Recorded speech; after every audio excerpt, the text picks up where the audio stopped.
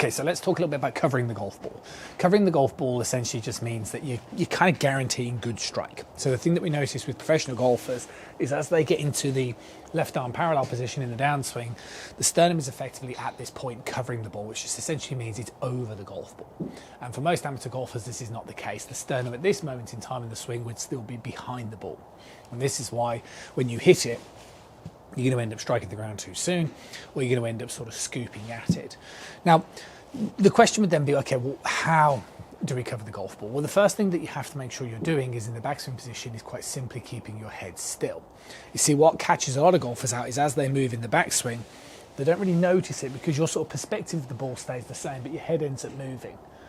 Okay, you've got to make sure that head stays perfectly still inside the backswing position, and that will introduce an element of tilt. Now, once you've done that, it's all about the start of the downswing. So as the point that I just referenced, you've got to make sure by the time you get to left arm parallel, you've got to make sure that you're moving your hips and turning correctly. And what needs to happen, you see, is coming into the downswing, the pelvis needs to turn into the leg, okay? And this will make it feel like the pelvis is pointing downward, like so.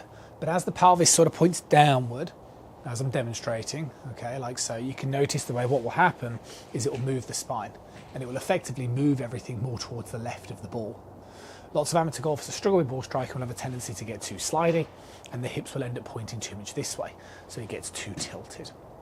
So what I tend to advise a lot of students is just to practice that sensation of turning into the leg, okay, as I'm demonstrating here, keeping that head nice and still. And if you can produce a backswing position then, up to the top, okay. This is the way now I'm turning my pelvis into my leg.